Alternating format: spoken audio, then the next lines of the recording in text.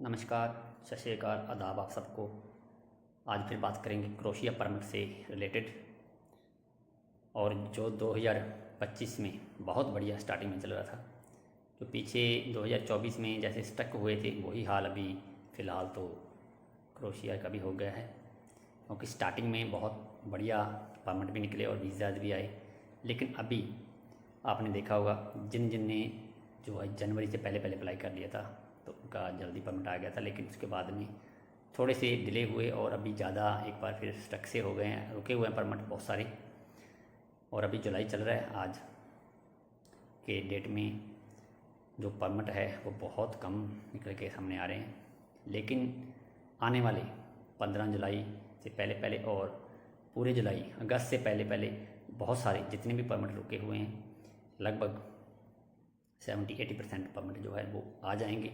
जिन्होंने जनवरी, फरवरी और मार्च, अप्रैल में अप्लाई किया था, अप्रैल तक के सब जो है परमिट वो निकल के सामने आ जाएंगे। और जो पहले के और जो 2025 से पहले 2024 में नवंबर दिसंबर में अप्लाई हुए थे वो तो अपनी फ़ाइलें विड्रॉ ही कर लो, क्योंकि उनका तो अभी हो सकता है इक्का दुक्का किसी का परमिट आ जाए, लेकिन संभावना नहीं है परमिट आने की। क्योंकि क्रोशिया में अब काफ़ी चेंजेज हो गए हैं। ये नहीं है कि क्रोशिया में काम नहीं है, काम है, लेकिन उनको स्किल्ड वर्कर चाहिए। क्योंकि 70% तक 65% जो है मैक्सिमम लोग क्रोशिया में टिकते ही नहीं हैं, खासकर इंडियन, वो आगे मूव होते हैं। इसीलिए क्रोशिया ने थोड़ा कंपलसरी कर दिया है कि एक तो इंग्लिश तो पहले मैंडेटरी है ही थी, वो लाजमी थी, इंग्लिश 30% आपको आनी चाहिए। लेकिन अब स्किल्ड वर्कर होना बहुत ज़रूरी है आपके लिए। स्किल्ड वर्कर के लिए कहीं भी दुनिया में चले जाओ काम है, वीज़ा भी आएंगे, परमिट भी मिलेंगे, लेकिन अनस्किल्ड को आगे प्रॉब्लम ही आएगी। यही क्रोशिया ने सुधार किया है, क्योंकि वो अब चाहते हैं कि उनके पास जितने भी काम करने कारीगर आएँ वो स्किल्ड हों, निपुण हों, काम सीखा हुआ हो उन्होंने। क्योंकि बहुत सारे जो आप पीछे आपने देखा होगा, अभी तक ऐसा ही हुआ, क्रोशिया में लोग टिकते बहुत कम हैं। लोगों ने क्रोशिया को सिर्फ बस एक मूव होने का, एक एंटर होने का, शेंजन जोन में एंट्री करने का ही अड्डा बना रखा है। इसीलिए क्रोशिया ने काफ़ी हद तक जो है चेंजेस कर दिए हैं।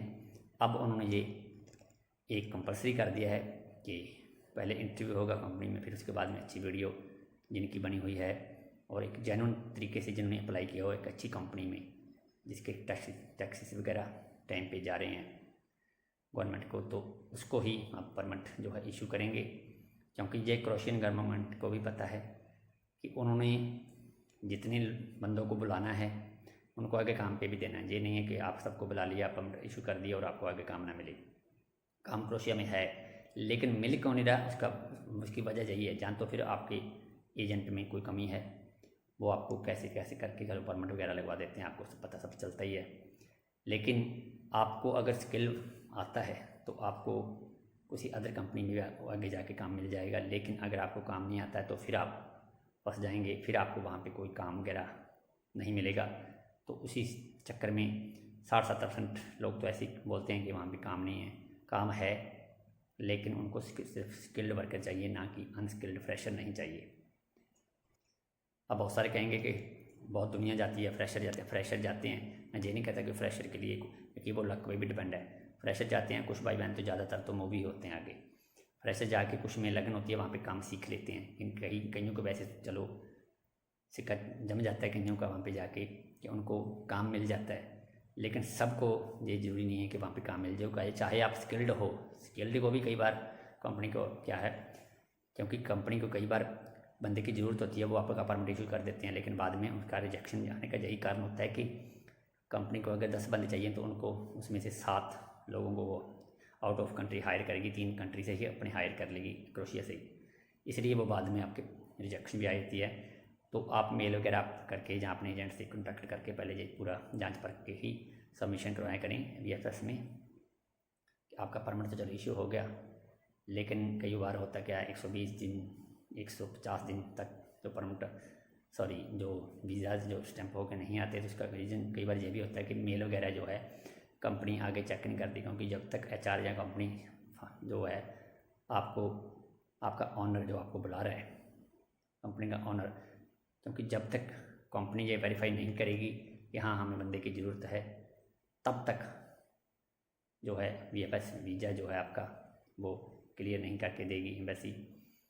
इसलिए सबके जो वीज़ा भी एक बार थोड़े बीच में स्टक से हो गए थे। आपने देखा होगा बहुत सारी फाइलें जो पेंडिंग पड़ी है, अभी तक जिनका रिजल्ट नहीं आ रहा। उसका कारण यही है क्योंकि कंपनी मेल वगैरह चेक नहीं कर रही है, उस वजह से भी थोड़ा वीज़ा रुके हुए हैं। हाँ वीज़ा चलो आ जाएंगे, VFS ने या एम्बेसी ने अपना पासपोर्ट तो क्या करना रखे है, वो तो आपको आपका पासपोर्ट दे ही देंगे, चाहे वीज़ा लगे चाहे ना लगे, वो तो आपको डेफिनेटली मिलेगा ही। लेकिन रही बात परमिट की, परमिट अब 1 मंथ के अंदर अंदर बहुत सारे जिनके मार्च से पहले पहले अप्लाई हुए हैं वो लगभग मैक्सिमम सबके ही आ जाएंगे, और रहे जो 5-10% रह जाएंगे तो वो थोड़ा वेट कर लें अगस्त के 15 तक। उसके बाद में फिर आप भी अपनी फाइलें विड्रॉ करने की सोच लें।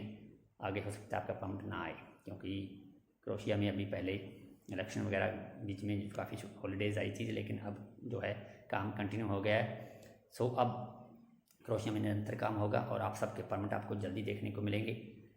आज का वीडियो मैंने इसलिए बस यही जानकारी देनी थी कि जिनके परमिट स्टक हुए हैं, रुके हुए हैं, वो जल्दी 15 जुलाई या जुलाई 30 तक देखिए लगभग सबके आ जाएंगे।